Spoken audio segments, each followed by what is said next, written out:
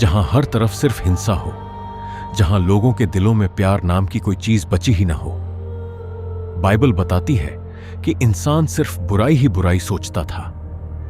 जिस परमेश्वर ने इंसान को अपने स्वरूप में रचा था, उसका दिल अब दुख से भर गया, मानो एक पिता अपने बच्चों को एक दूसरे को मारते देख रहा हो। परमेश्वर ने सोचा कि वह इस बुराई से भरी दुनिया को धो डालेगा, एक नई शुरुआत करेगा। लेकिन तभी उसकी नजर एक आदमी पर पड़ी, एक ऐसा आदमी जो पूरी दुनिया से अलग था। उसका नाम था नूह। बाइबल कहती है, परंतु नूह पर प्रभु की दृष्टि में अनुग्रह हुआ। नूह धर्मी और अपने समय के लोगों में समग्र पुरुष था, और वह परमेश्वर ही के साथ साथ चलता था। जरा सोचिए, परमेश्वर के साथ साथ चलता था, इसका क्या अर्थ है? जब बाकी दुनिया गलत दिशा में भाग रही थी, नूह हर सुबह उठकर परमेश्वर से पूछता था, आज मुझे क्या करना है? वह दुनिया की ताल पर नहीं, स्वर्ग की धुन पर चलता था, और यही उसकी सबसे बड़ी ताकत बनी। एक दिन परमेश्वर ने नूह से कुछ ऐसा कहा जो सुनने में बिल्कुल बेतुका लगता था। सब प्राणियों का अंत मेरी दृष्टि में आ पहुंचा है, इसलिए तू गोपर वृक्ष की लकड़ी का एक जहाज बना, क्योंकि देख, मैं पृथ्वी पर जल प्रलय करने पर हूं। बिना किसी समुद्र के किनारे, बिना बारिश के एक जहाज। लोगों ने सोचा होगा यह बूढ़ा पागल हो गया है, लेकिन नूह ने कोई बहस नहीं की। बाइबल का एक बहुत शक्तिशाली वाक्य है, परमेश्वर ने नूह को जो जो आज्ञा दी, उसने वैसा ही किया। यहीं पर एक अद्भुत प्रेरणा छिपी है। आज्ञाकारिता का मतलब हर बात को समझ लेना नहीं है। नूह को नहीं पता था कि बारिश कैसे होगी या जानवर कैसे आएंगे। उसे बस इतना पता था कि परमेश्वर ने कहा है। अक्सर हम अपनी जिंदगी में इसलिए आगे नहीं बढ़ पाते क्योंकि हमें पूरा नक्शा पहले ही चाहिए होता है। नूह ने अगला कदम सिर्फ इसलिए उठाया क्योंकि परमेश्वर ने वह कदम दिखाया था। आगे का रास्ता वह खुद दिखाता गया। 120 साल की परीक्षा। जब हर दिन मजाक उड़ता था, अब जरा गहराई से सोचिए, यह जहाज बनाना कोई 2 दिन का काम नहीं था। बाइबल के विद्वान मानते हैं कि नूह को यह विशालकाय जहाज बनाने में करीब 120 साल लग गए। 120 साल। हर सुबह जब वह हथौड़ा उठाता, लोग हंसते, अरे नूह, पानी कहां है? नदी तो दूर दूर तक नहीं है। बच्चे उसका मजाक उड़ाते, बड़े उसे सबक सिखाने की कोशिश करते। लेकिन नूह ने हार नहीं मानी। क्यों?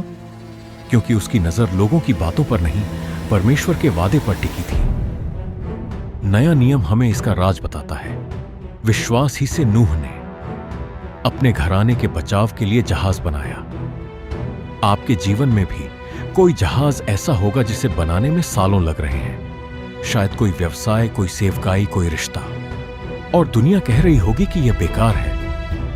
नूह की कहानी चिल्ला चिल्ला कर कहती है, हथौड़ा मत रोको। 120 साल बाद आसमान में बादल घिर आए।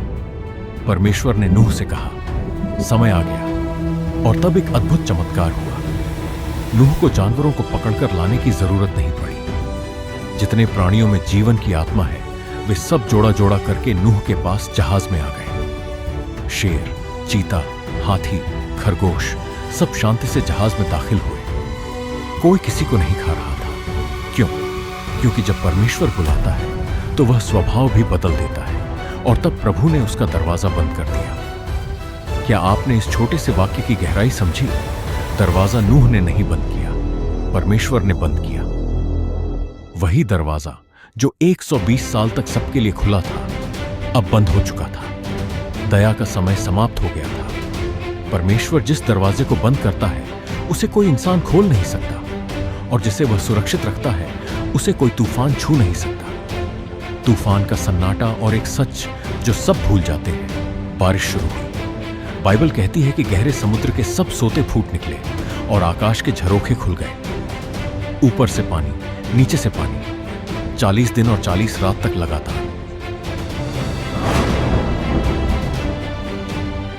लेकिन अब समय निकल चुका था, और यही एक ऐसा पहलू है जो अक्सर अनदेखा रह जाता है। जहाज में कोई पतवार नहीं थी, कोई पाल नहीं था, कोई लंगर नहीं था। नूह जहाज चला नहीं रहा था, वह बस परमेश्वर के हाथों में बह रहा था। 150 दिनों तक पानी पृथ्वी पर छाया रहा। 150 दिनों तक सिर्फ लहर, सिर्फ आसमान, सिर्फ खामोशी। आपके जीवन में भी ऐसे मौसम आते हैं जब आप कुछ नहीं कर सकते। बीमारी, नौकरी जाना, किसी अपने का बिछड़ना। उस समय आपको जहाज चलाने की जरूरत नहीं है। आपको बस भरोसा करना है कि जहाज अपने आप सही किनारे पर पहुंचेगा। जो लहरें आपको डुबोती लगती हैं, वही आपको अपने गंतव्य की ओर ले जा रही हैं। जहाज अरारात पहाड़ पर टिक गया, लेकिन नूह ने जल्दबाजी नहीं की। उसने पहले एक कौवा भेजा जो वापस नहीं आया, फिर एक कबूतरी भेजी। 7 दिन इंतजार किया और फिर भेजा। सांझ के समय कबूतरी उसके पास आई और देखो, उसकी चोंच में जैतून की एक तोड़ी हुई ताजा पत्ती थी।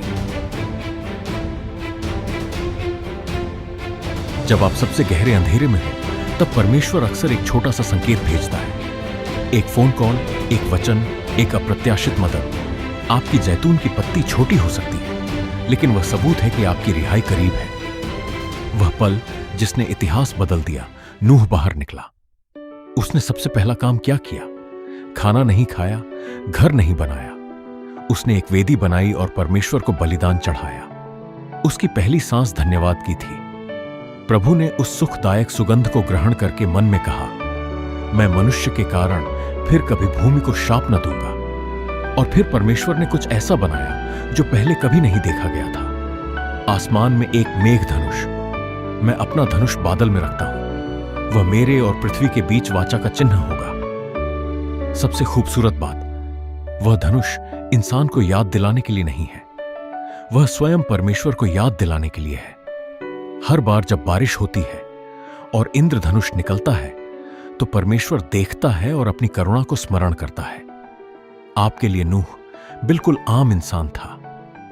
वह कोई जहाज इंजीनियर नहीं था, कोई भविष्यद्वक्ताओं का स्कूल पास नहीं किया था। उसकी सिर्फ एक खूबी थी, वह परमेश्वर के साथ साथ चलता था। यह कहानी हमें सिखाती है, एक अकेला व्यक्ति जो परमेश्वर के साथ चले पूरी पीढ़ी को बचा सकता है।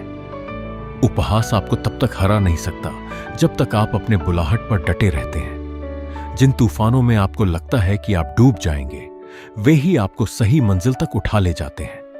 हर तूफान के बाद एक इंद्रधनुष होता है, हर परीक्षा के बाद एक वाचा। तो सवाल यह है, जिस दुनिया में आप रह रहे हैं, क्या आप भीड़ का शोर सुन रहे हैं या नूह की तरह परमेश्वर के साथ साथ चल रहे हैं?